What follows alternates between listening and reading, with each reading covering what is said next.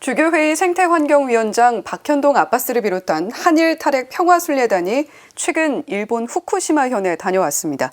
순례에 동행했던 이학주 기자와 생생한 취재 후기 나눠봅니다. 이학주 기자 어서 오세요. 안녕하세요. 네, 후쿠시마현에 가는 게 쉬운 일은 아니었을 것 같은데 고생 많으셨습니다. 감사합니다. 네. 예, 이번에 후쿠시마 핵발전소 사고 현장까지 다녀오신 건가요? 네, 아닙니다. 그 사고 났던 발전소까지는 당연히 위험해서 가지 못했고요. 대신 발전소가 위치한 행정구역인 후타바 정에 다녀오긴 했습니다. 예. 제가 발전소와 가장 가까이 갔던 거는 거의 불과 4km 거리였습니다. 정은 우리나라로 치면은 읍 정도라고 할 수 있겠는데요. 이 후타바 정은 방사능 위험 때문에 2021년까지 사람이 살지 못했었습니다. 지난해부터 다시 주민들이 돌아올 수 있게 조치를 해서 했는데 아직 극히 미미한 숫자만 복귀했습니다. 2020년 여론조사를 보면은 주민들 중에 10%가 다시 돌아오고 싶다고 답했다고 합니다. 네, 오직 10%만이 다시 돌아오고 싶다라는 응답을 통해서 현재는 사람이 많이 살고 있지 않을 것 같은데 그런 곳에 가셨다니까 상당히 떨리셨겠습니다. 4km 거리에 있었다라고 이야기해 주셨고 직접 보고 온 풍경은 좀 어떻던가요? 예, 뭐 한마디로 표현하자면은 좀 희한한 풍경이었다고 할 수 있겠습니다. 예. 집들은 유령 도시처럼 하나같이 이렇게 폭격을 맞은 듯이 반파된 상태였는데요. 쓰나미와 지진으로 망가진 데다가 방사능 위험 때문에 사람들이 살지 못해서 방치된 모습이었습니다. 집안에는 전에 살던 사람들이 썼을 물건들이 그대로 방치돼가지고 이렇게 먼지 쌓인 채 뒤섞여 나뒹굴고 있었습니다. 정원 역시 사람의 손길이 전혀 닿지 않아서 사람 키만한 잡초가 무성했습니다. 그런데 기차역과 관청은 새로 지은 것처럼 아주 멀쩡한 모습이었습니다. 네, 왜 기차역과 관청만 멀쩡하게 지어진 건지 그것도 궁금하네요. 네, 일본 정부에서 주민들이 돌아올 것을 대비해서 새로 단장한 거였습니다. 후타바정이 동일본 대지진과 핵발전소 사고로부터 이렇게 이겨내고 잘 부응했다 이런 모습을 보여주기 위해서였습니다. 네. 그런데 마을 중간중간에 이렇게 검은 포대들이 많이 쌓여 있었습니다. 뭐였냐면은 그게 그 방사능에 오염된 흙과 풀 등을 담은 것이었는데요. 그리고 방사능 오염물을 실은 커다란 트럭이 이렇게 도로를 오가는 모습도 자주 볼 수 있었습니다. 아직 이처럼 그 사람이 살기에는 위험성이 많이 남아 있는데도 일본 정부가 주민들이 돌아오게 하면서 부흥 정책을 강행하려는 모습이 좀 당황스럽게 느껴졌습니다. 네, 폐허와 또 신식 건물이 혼재되어 있는 굉장히 희한한 풍경이었다라고 말씀을 해주셨는데 그렇다면 후쿠시마 사고에 대해서 일본 정부는 반성보다는 지금 부흥을 더 강조하고 있는 분위기인 것 같습니다.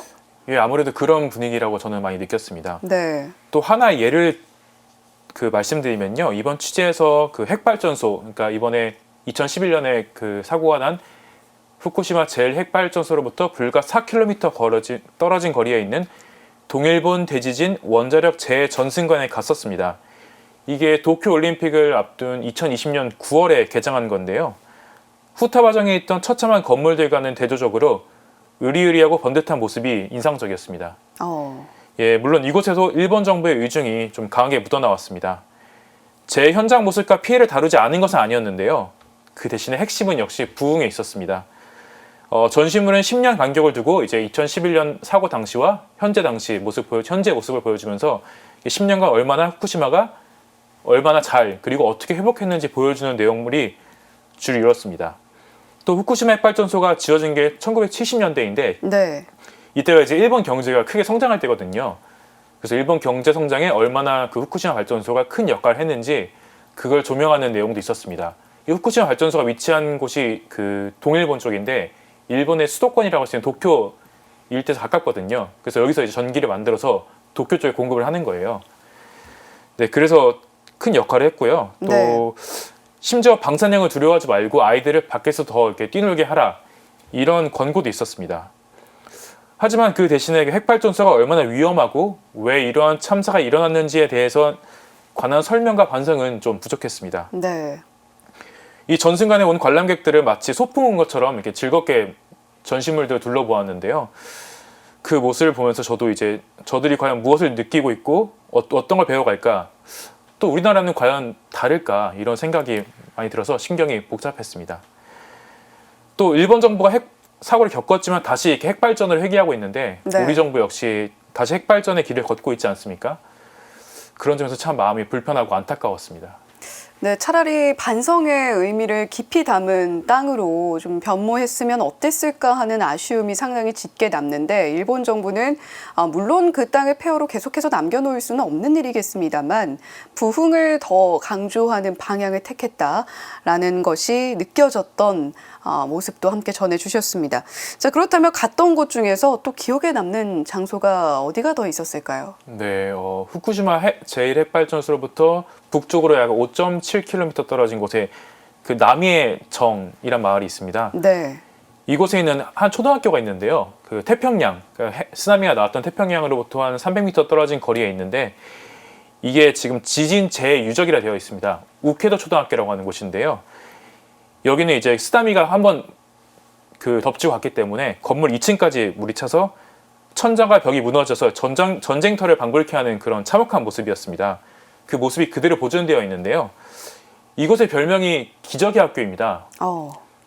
왜냐하면 대지진 당시에 15m 높이의 쓰나미가 진짜 집채만한 쓰나미가 학교를 덮쳤는데 기적적으로 희생자가 한 명도 나오지 않았습니다. 왜냐하면 교장 선생님의 빠른 대처로 학생들이 이제 1.5km 떨어진 그 오히라 산이라는 산에다 학생 82명과 교직원들이 모두 피신했기 때문에 모두가 목숨을 구할 수 있었습니다. 이처럼 지도자의 판단과 자질은 많은 생명을 좌우할 정도로 중요한데요. 핵발전을 회귀하고 있는 한국과 일본 정치인들의 판단은 과연 어디로 향하고 있는지 우리 시민들이 잘 살펴봐야 할 것 같습니다. 예, 지도자의 판단과 자질을 또 가늠해 볼 수 있는 장소 나미의 정을 또 언급을 해주셨는데 사실 한국과 일본뿐만이 아니라 전 세계적으로 다시 원전으로 좀 회귀하는 분위기가 좀 안타깝게 느껴지기도 합니다. 자, 오늘 여기까지 들어보겠고요. 지금까지 가톨릭 평화신문 이학주 기자와 함께 이야기 나눠봤습니다. 이학주 기자 고생 많으셨습니다. 감사합니다.